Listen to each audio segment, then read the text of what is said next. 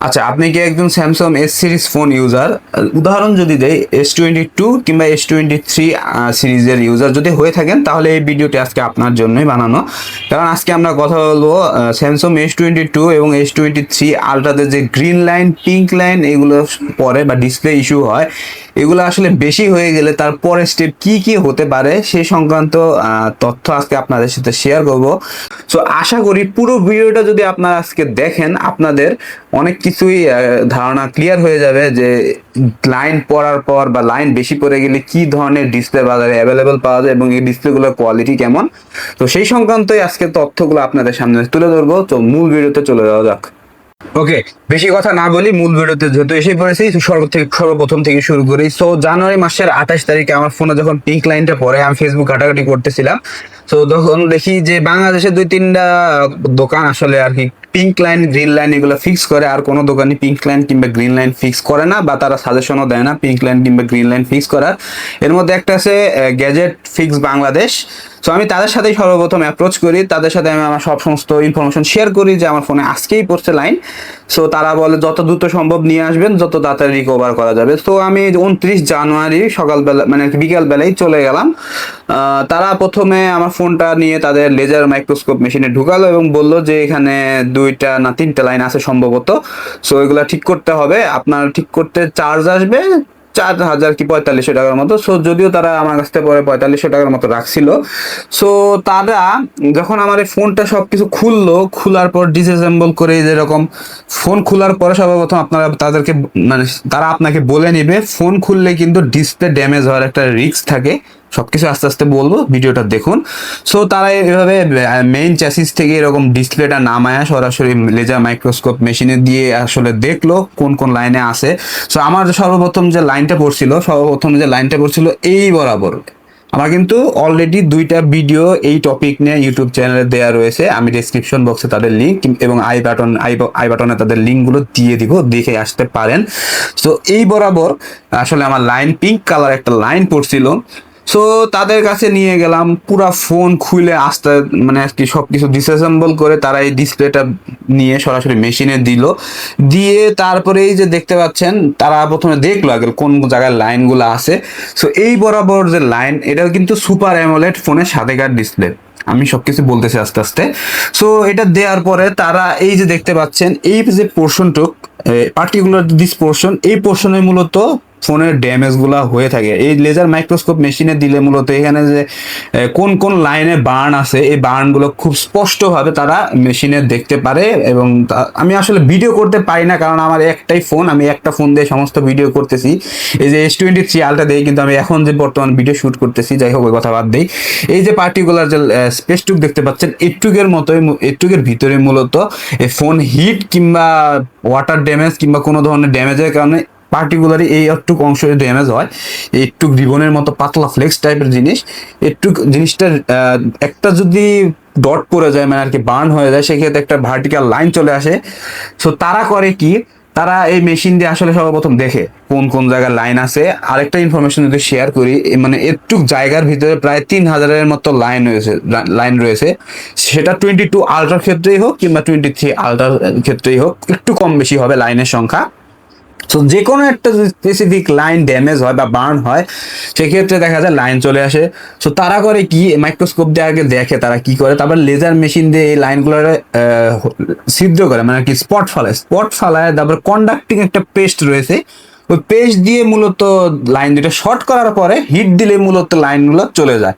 So এই ছিল green line কিংবা পিঙ্ক লাইন ঠিক করার প্রসেস। এভাবেই তারা আসলে ঠিক করে থাকে বাংলাদেশে কিংবা বাইরের দেশেও যে সমস্ত কোম্পানি বা দোকান পিঙ্ক লাইন কিংবা গ্রিন লাইন নিয়ে কাজ করে, তারা ঠিক এইভাবেই ফিক্স করে থাকে। তো ভালো কথা, আমি আসলে 1.5 ঘন্টা সময় দেওয়ার পরে তারা আমার ফোন বুঝাই দিল, ফোন আগের মতো ওকে, ঠিকঠাক কোনো লাইন নাই, ভালো কথা। 2 দিন পর ঠিক রাত্রেবেলা, আমি যেহেতু হলে থাকি, মানে জানুয়ারি মাসের মানে ফেব্রুয়ারি মাসের 1 তারিখে আমি রাত্রে করে হঠাৎ করে লক্ষ্য করলাম যে জায়গায় লাইনটা ঠিক করেছে ঠিক একই জায়গায় চিকন মানে আর কি খুবই সূক্ষ্ম একটা শ্যাডো আসতেছে আর যাচ্ছে। তো আমি তাদেরকে আবার নক দিলাম যে ভাই এরকম হচ্ছে কেন। আমি তারা বললো যে কি অন্য কোনো জায়গায় হয়তো লাইন আসতে পারে, আপনি চালাতে থাকেন, সমস্যা নাই। তারা আবার অবশ্য বলে যে সেম লাইনে যদি আমরা যে জায়গায় কাজ করেছি সেই জায়গায় যদি আবার কোনো সমস্যা হয়, ফিক্সড মানে আর কি ফ্রিতে উইদাউট এনি কস্ট তারা ঠিক করে দিবে। আসলে এটা জিনিসটা আসলে আমি বুঝি না, মানে আর কি অন্য জায়গায় লাইন আসে। তো যাই হোক, পরে আবার আমার 2 মাস পর আর কোনো সমস্যা করেনি। রিসেন্টলি রমজান মাসে এরকম একটা ভিডিও করার সময় তো আমার ফোন ভালো পরিমাণ গরম হচ্ছিল, আর রমজান মাসে তো সেই সময় খুব ভালো পরিমাণ গরম ছিল ওয়েদার। সো আমি ফোন এরকম শুট করতেছি, আমি মানে আর কি রমজান মাসে যখন লাইনটা আসে আবার, তো লাইন আসার আগে 2 দিন আগে থেকে সিনড্রোম শুরু হচ্ছিল। হ্যাঁ, ফোনটা যখন হিট হচ্ছিল, লাইনটা আসতেছে আবার চলে যাচ্ছে, আসতেছে আবার চলে যাচ্ছে, আমি এটা আবার অত সব গুরুত্ব দিয়ে দেখিনি। সো রমজান মাসে এরকম এরকম একটা ভিডিও শুট করতেছি, শুট করার সময় হঠাৎ খেয়াল করলাম আমার ফোনে আবার দেখি লাইন চলে আসলো। আমার তো মন খারাপ প্রচুর। আমি এখন কি করবো, রমজান মাস যাইতেও পারবো না সহজে, কারণ মানে তখন দেখা যায় 25 কি 26 রমজান, আমি তখন ইউনিভার্সিটিতে চলে আসছি, আর তখন মানুষ বাড়ি যাওয়া শুরু করছে। তো তখন ঢাকা যাওয়া সম্ভব হয়নি। পরে আমি ঈদের পরে তাদের কাছে আবার নিয়ে গেলাম আমার ফোন। আমি তাদের ক্লেম করছিলাম যে জায়গায় লাইন ঠিক করে দিয়েছিল সেই সেম জায়গায় আবার একই জায়গায় লাইনটা আসছে। তো আমি মনে করছি উইথাউট কস্ট হয়ে যাবে ঠিক। সো আমি নিয়ে গেলাম, তারা নিয়ে ডিসপ্লেটা সরাসরি আগে লেজার মেশিনে ঢুকালো, ঢুকে চেক করার পর বললো যে আপনার সেম জায়গায় না, আপনার যে জায়গায় লাইন আসছিল তার একটা বাম পাশে এবং একটা ডান পাশে লাইন আসছে। আমি আমি এখন কি বলবো, আমার এখন কিছু বলার নাই। সো কিচ্ছু করার নাই। সেদিন আমি যেদিন গেছিলাম বিকালবেলা, সেদিন একসাথে একসাথে 3টা S23 আলট্রা নিয়ে তারা বসছে, মানে 3টারই একই সমস্যা। একটা মানে 2টা গ্রিন লাইন এবং আমারটা হচ্ছে পিঙ্ক লাইন। সো প্রথম যে ফোনটা দিল সেটা একবারও খোলা হয়নি, ইনটেক একদম, ওই ফোনটা খুব তাড়াতাড়ি ঠিক হয়ে গেল। সেকেন্ড যে ফোনটা ছিল সে হচ্ছে 23 আলট্রা ইউজ করতো, তারটা হচ্ছে সম্ভবত এই গ্লোবাল ভেরিয়েন্ট, সম্ভবত নেটওয়ার্ক ব্যান্ড অ্যান্টিনা আছে, ওইটা দেখলাম, আমি করলাম পিঙ্ক কালার ফোনটা ছিল। তো তাদের ডিসপ্লে সেই ওই লোক আর গ্যাজেট স্পিরিটস বাংলাদেশ যে ঠিক করে, ওই লোক আর ঠিক করতে পারলো না, খোলার সময় সম্ভবত ড্যামেজ বানায় ফেলাইছে। সো আমারটা যখন খুলতে গেল, আমারটাও দেখি মানে আসলে খোলার পর ঠিক করলো, সবই ঠিক আছে, খোলার পর দেখি যে আমার এখানে একটা সুন্দর ডট ফেলাই দিছে তারা, মানে ডিসপ্লে ড্যামেজ বানায় ফেলাই দিছে। মানে একটা ফোন যদি 2বার এই ফ্রেম থেকে আলাদা করা হয়, মানে এই ফ্রেমটার থেকে যখন ফোনের ডিসপ্লে আলাদা করা হয়, বেশ ভালো পরিমাণ কিন্তু হিট, প্রেসার এবং লিকুইড তারা কিন্তু ইউজ করে, এবং এটা কিন্তু আলাদা করাও খুব ভালো পরিমাণ একটা কষ্টসাধ্য এবং হ্যাসেলের কাজ। যারা দেখে থাকবেন তারা হয়তো অনেকে বুঝতে পারবেন। সো মিডল বডির থেকে মানে মেইন চ্যাসিস থেকে ডিসপ্লে আলাদা করা বেশ ভালো পরিমাণ একটা হ্যাসেলের কাজ। তো তারা বলেই নেয় যে আমরা যদি এভাবে করতে যাই কোনো ডিসপ্লে ড্যামেজ হয়ে যায় সেক্ষেত্রে আমরা দায়ভার নিব না। এটা আসলে তাদের বিজনেস পলিসি, এটা আসলে তাদের দোষ দিয়ে লাভ নাই, এটা আসলে পুরোটাই ভাগ্যের উপর। সো আমার ডিসপ্লে তখন তারা ড্যামেজ বানায় ফেলাইলো। তো ডিসপ্লে ড্যামেজ বানানোর পর এখন আমার ফোন দেখি অটো কাজ করে। মানে প্রথম যেদিন কাজটা করালাম, পিঙ্ক লাইন ঠিক করে নিয়ে আসলাম, সেদিন আবার আমার কাছে 3000 টাকা রাখছে। ফ্রি বলে কিছুই নাই, তারা মাইক্রোস্কোপে দিবে, মানে আর কি লেজার মেশিন মাইক্রোস্কোপে দিবে, দেয়া দেখবে আরেক জায়গায় লাইন, তো আবার আপনার কাছে টাকা রাখবে। সো আমি সবকিছুই বলতেছি আজকে ইতিহাস, ধৈর্য ধরে ভিডিওটা দেখুন। সো আমি প্রায় 10 দিন এই ডিসপ্লে দিয়ে চালাইছি। আমার ফোনের একটু অংশ প্রায় প্যারালাইজড, মানে এদিক দিয়ে যে আমি ছবি দিয়ে দিব, ছবিতে দেখতে পারবেন, মানে এখানে আস্তে আস্তে ডটটা বাড়বে। সো এই ডিসপ্লে যদি আমি রাখতাম, আমার এই ডিসপ্লে এমনিও ডেড হয়ে যেত, অমনিও ডেড হয়ে যেত। সো আমার কোনো জিনিস যদি আমি ইউজ করি, সেক্ষেত্রে আমার ওই জিনিস যদি 100% ওয়ার্ক না করে, সেই জিনিস আমি মূলত নিজে রাখতে চাই না। আমি যত সম্ভব চেষ্টা করি আমার জিনিসপত্রগুলো সবসময় জানি 100% A to Z কাজ করে। সো আমি খুব 10 দিন খুব কষ্ট করে এই জিনিসটা চালাইছি, আসলে অরিজিনাল জিনিস বুঝতে পারি নাই। তো পরে আমি ডিসিশন নিলাম যে হ্যাঁ, আমি ডিসপ্লেটা চেঞ্জ করব। এখানে আবার বাংলাদেশের পার্সপেক্টিভে বাংলাদেশে 3 ধরনের ডিসপ্লে পাওয়া যায়। একটা হচ্ছে OLED, সুপার অ্যামোলেড, মানে super AMOLED market original super AMOLED ফোনের সাথে যেটা আসে ওইটা হচ্ছে অরিজিনাল। আপনারা একটা জিনিস মনে রাখবেন, অরিজিনাল বলে আসলে যদি কিছু থাকে সেটা হচ্ছে ফোনের সাথে স্টক যেটা আসে সেটাই হচ্ছে অরিজিনাল বা জেনুইন প্রোডাক্ট।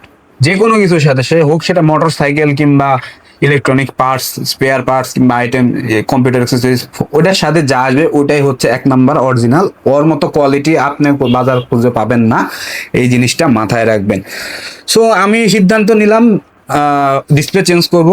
ডিসপ্লের ক্ষেত্রে আবার কোয়ালিটি আছে, কয়েক ধরনের কোয়ালিটি আছে তাদের কাছে। যেহেতু আমি ডিসপ্লে চেঞ্জ করছি গ্যাজেট ফিক্স বাংলাদেশ থেকে, যেহেতু আমি ডিসপ্লে চেঞ্জ করছি, তাদের কাছে 3 কোয়ালিটি ডিসপ্লে আছে। এক হচ্ছে ওএলইডি প্যানেল। ওএলইডি প্যানেলের যেটা আছে এটা দিকটা কিন্তু আবার রাউন্ড থাকে, মানে বেজেলটা খুব বড় থাকে। একটা আছে বেজেললেস, মানে কি বেজেল থাকবে না, অত আহামরি বেজেল লাগবে না, বেজেললেস ওএলইডি প্যানেল। আরেকটা হচ্ছে টপনস, মানে সর্বোচ্চ কোয়ালিটির ওএলইডি প্যানেল যেটা আছে, ওইটার তারা বেজেললেস ওএলইডি প্যানেল বইলা চালায়। ওটার দাম 18,000 টাকা। ওর চেয়ে একটু কম দামে আছে, ওটাও বেজেল কম কিন্তু একটু সামান্য নিচে, চিন এরিয়াটা একটু মোটা, ওইটার দাম 16,000 টাকা। আর নর্মাল যে ওএলইডি প্যানেল পাওয়া যায়, মানে আর কি বর্ডার গুলো খুব বড় ধরনের, আমি ছবিতে দিয়ে দিব, ওইটার দাম রাখে তারা 8 থেকে 9,000 টাকা। সো আমি সিদ্ধান্ত নিলাম 18,000 টাকা দিয়ে বেজেললেস ওএলইডি প্যানেল লাগাবো। সো এপ্রিল মাসের 11 তারিখ আমি বেজেললেস ওএলইডি প্যানেল লাগাই, ভিডিওতে আমি দিয়ে দিব যখন তারা ইনস্টল করে। সো প্রথমেই হাতে, মানে আর কি আপনারা চুজ করতে পারবেন কোন ধরনের ডিসপ্লে লাগাবেন। তাদের কাছে আপনারা যখন ফোনটা নিয়ে যাবেন, খুলবে তারা, ফোনটা খুলে দেখবেন এই জিনিসটাও হাতে নেবেন। আর এখন যে আমার ফোনের সাথে যে বেজেললেস ওএলইডি প্যানেলটা লাগানো আছে ওইটা হাতে নেবেন, দেখবেন দুটো ধরলে আকাশ পাতাল তফাৎ দেখতে পাচ্ছেন। এইটার ডিসপ্লে ফিনিশিং যে পরিমাণ স্মুথ, আর যেটা লাগানো আছে আমার ফোনে বেজেললেস ওএলইডি প্যানেল, এটা একটু রাফ অ্যান্ড টাফ, মানে আর কি আহামরি স্মুথ না। এটা হচ্ছে স্যামসাং মেড ও, মানে সুপার অ্যামোলেড 2x ডাইনামিক ও সুপার অ্যামোলেড প্যানেল। আর ওইটা কোন চাইনিজ কোম্পানি বানাইছে জানি না, যাই হোক চায়নার থেকে যেহেতু তারা ইম্পোর্ট করে নিয়ে আসছে, তারা বলে আমরা নিজেরা ইম্পোর্ট করি। যাই হোক, লাগালাম ডিসপ্লেটা, লাগানোর প্রথমের পরে, মানে লাগানোর পরে যখন আপনার ফোনটা ডেলিভারি করবে, তখনই আপনি যে তফাৎটা বুঝতে পারবেন এটার কালার কোয়ালিটি এরকম কেন। হ্যাঁ, ফার্স্ট অফ অল যে জিনিসটা আপনার কাছে চোখে পড়বে, কালার কোয়ালিটি একটু ডাল। এইটার যে পরিমাণ কালার জেনারেট করতে পারে আপনার সুপার অ্যামোলেড প্যানেল, তো প্যানেলই, আর ওএলইডি প্যানেল যে পরিমাণ কালার জেনারেট করতে পারে, তাও আমি যদি কম্পেয়ার করি, এটাকে যদি আমি 10-এ 10 দেই, ওইটাকে দিব আমি, ওএলইডি প্যানেলকে দিব 10-এ 7 কালার কোয়ালিটির ক্ষেত্রে। এরপরে আসি টাচ রেসপন্স বা রিফ্রেশ রেট একটা বড় ফ্যাক্টর। সো স্যামসাং এর এই ডাইনামিক অ্যামোলেড প্যানেলে আপনার in default 120 hertz refresh rate পেয়ে যাবেন, এবং এটার 120 হার্জ রিফ্রেশ রেট, এটা আসলেই মনে হবে 120 হার্জ রিফ্রেশ রেট, মানে এত স্মুথ, বাটারি স্মুথ থাকে, মানে ফোনের সাথে যেটা থাকে আর কি, অরিজিনাল জেনুইন ফোনের সাথে যেটা থাকে। এবং এখন যেটা লাগাইছি এটা রিফ্রেশ রেট, আমি যদি ডেভেলপার অপশনে গিয়ে রিফ্রেশ চালু করি, দেখাচ্ছে 120 হার্জ, কিন্তু আপনার চোখে যখন আপনার ইনিশিয়ালি যখন আপনার ফোনটা দিবে, তখন মানে আর কি মনে হবে 120 হার্জে কাজ করতেছে না আমার ফোনটা, একটু ল্যাগিশ মনে হয়। আর টাচ রেসপন্সের কথায় যদি আসি, টাচ রেসপন্সও কম অরিজিনালটার থেকে, মানে আর কি আপনারা ওভারঅল একটা স্যামসাং, মানে আর কি জেনুইন ডিসপ্লে থেকে যদি একটা ওএলইডি প্যানেলে শিফট হন, কিংবা যে কোনো কম দামে প্যানেলে শিফট হন, সবকিছু মানে আসলে চালাইলেই বুঝতে পারবেন যে হ্যাঁ, না এটা জেনুইন না। সো এই হচ্ছে ব্যাপার। আর আরো যদি বলি যে, তার প্রথমে কালার কন্ট্রাস্ট নিয়ে কথা বললাম, কালার কন্ট্রাস্ট আহামরি মোটামুটি, মানে 19-20, তারা বলেই নেয় যে এটা কিন্তু কালার কোয়ালিটি কিন্তু অরিজিনালটার মতো হবে না, অরিজিনালটার থেকে একটু কালার কম প্রডিউস করবে, এটা স্বাভাবিক। এটা মানে একটা 18,000 টাকা দামের ডিসপ্লে, আর একটা কই 32,000 27,000, মানে যার কাছ থেকে অরিজিনাল ডিসপ্লে যেরকম দাম রাখতে পারে, এই হচ্ছে ব্যাপার স্যাপার। টাচ রেসপন্স মানে রিফ্রেশ রেটটাও একটু কম মনে হবে। তারপরে যদি আসি, একটা মেইন ফ্যাক্টর কাজ করে, সেটা হচ্ছে ব্রাইটনেস। হ্যাঁ, স্যামসাং এর S22 আলট্রা, মানে S23 আলট্রার ডিফল্ট ব্রাইটনেস হচ্ছে 1750 নিটস। আমার যা মনে হয়, এখন যে আমি ওএলইডি প্যানেলটা লাগাইছি, এটার ব্রাইটনেস সম্ভবত 1000 নিটসেও হবে কিনা সন্দেহ, কারণ আমি যখন ফুল ব্রাইটনেসে ডে লাইটে কাজ করতে গেছিলাম, প্রথম কয়েকদিন আমার খুব ভালো পরিমাণ ডিস্টার্ব লাগছে, এত ব্রাইটনেস কম মনে হচ্ছে কেন, ব্রাইটনেস ফুল দেওয়ার পরও মনে হচ্ছে ব্রাইটনেস কম। তো ডিসপ্লে চেঞ্জ করার পর একটা প্রশ্ন থেকে যায় যে এটা ফিঙ্গারপ্রিন্ট কেমন কাজ করে, অরিজিনালের মতো কাজ করে কিনা। যদি আপনাদের দেখায় যে এটা মোটামুটি অরিজিনালের মতোই কাজ করে, ফেস আনলকও মোটামুটি অরিজিনালের মতোই কাজ করে। এই যেখানে যদি দেখায়, আমার ফেস আনলক ধরতে পারছে না যদিও, যাই হোক। আর মোটামুটি এখানে আপনারা চেষ্টা করবেন যে এটাতে কোনো ধরনের ইউভি প্রোটেকশন না লাগানোর। এখানে আসলে দেখা যায় ইউভি দিলে এটা কেমন রেসপন্স করবে আমি নিজেও জানি না, ইউভি না লাগানোই ভালো। সো মোটামুটি ফিঙ্গারপ্রিন্ট ভালোই কাজ করে। এটা আসলে একটা মেজর ড্রব্যাক, যেহেতু ওএলইডি প্যানেল স্যাক্রিফাইস করতে হবে, 18,000 টাকাও কিন্তু কম না। সো আমি স্যাক্রিফাইস করে নিয়েছি। আমার যেহেতু এখন বেশ কিছুদিন মানে 1 মাসের কাছাকাছি ইউজ করে ফেলছি, আমি এখন ইউজ টু হয়ে গেছি। আপনারা যখন মূলত নতুন নতুন এটাতে শিফট হবেন তখন আপনাদের সাথে একটু ইউজ টু একটু আর কি হবে। সো ওভারঅল যদি ভার্ডিক্ট দেই, এই ডিসপ্লের কালার কোয়ালিটি, তারপরে টাচ রেসপন্স, রিফ্রেশ রেট যদি 100 দেই, আমি এই যে বেজেললেস সুপার মানে ওএলইডি প্যানেলে আমি 100 দিব, কারণ ধারের কাছেও নাই, জাস্ট খালি টাকা দিয়ে কাজ চালানোর মতো। এগুলো তো ছিল আমার মূলত মানে আর কি এক্সপিরিয়েন্সটা কেমন হলো। এখন একটা বাজে এক্সপিরিয়েন্স আছে আমার, এটা আপনাদের সাথে শেয়ার করি। এই ডিসপ্লে লাগানোর পরই আপনাদের দোকানদার বলে দিবে এই ডিসপ্লেতে আপনারা কোনো ইউভি ইউজ করতে পারবেন না, ইউভি লিকুইড গ্লু গ্লাস মানে ইউজ করতে পারবেন না, শুধু পলি ইউজ করতে হবে। ভালো কথা, হাইড্রোজেল ইউজ করতে পারেন, হাইড্রোজেল ফিল্মগুলো ইউজ করতে পারেন। সেক্ষেত্রে আপনার যদি, তো হ্যাঁ, আমি যে সমস্যাটা পড়ছিলাম, যে একটা জিনিস খেয়াল করবেন, এই অরিজিনালটার এখানে যদি আপনারা চাপ দেন দেখবেন এটা কিন্তু রিজিড খুব, মানে ক্যামেরার এই পোর্শনটুকে যদি চাপ দেন এই জিনিসটা খুবই শক্তপোক্ত, মানে কিন্তু ফ্রেমের সাথে যদি ওটা খোলা, ফ্রেমের সাথে খোলা রাখছি আমি, আসলে খুলে ফেলাইছি নিজে নিজেই। আমি যেহেতু টুকিটাকি কাজ করতে পারি যার কারণে মাতবরি করে খুলে ফেলাইছি। সো এইটা যখন লাগানো থাকে ফ্রেম বডির সাথে কোনো অরিজিনাল প্যানেলে, এটা কিন্তু খুব শক্তপোক্ত ভাবে লাগানো। আপনারা যদি আমার এই ডিসপ্লে মানে কিছু বেজেললেস ওএলইডি প্যানেলের ক্যামেরার পাশে এখানে যদি চাপ দেন দেখবেন ডেবে যাচ্ছে। ডেবে যাওয়ার মেইন কারণ হচ্ছে গ্লাসটা খুবই পাতলা, অতটা শক্তপোক্ত করে বিল্ড করা না। খুবই সাবধানে ইউজ করতে হবে এই ওএলইডি প্যানেল ইউজ করার পরে। হাতের থেকে যদি একবার বাই চান্স পরে, আপনার 18,000 টাকা দেখা যাবে জলে মানে জলে গেলেও চলে যেতে পারে, কারণ খুবই হালকা পাতলা ভাবে বিল্ড করা। আর একটা, হ্যাঁ, আমার এই ফোনটা আমি একদিন বাড়ি গেছি, মানে কি 21 তারিখে বাড়ি গিয়েছিলাম আমি, এপ্রিল মাসের 21 তারিখে বাড়ির থেকে হলে আইসা পকেট থেকে ফোনটা রেখে দেখি আমার ফোন অটোমেটিক কাজ করা শুরু করছে।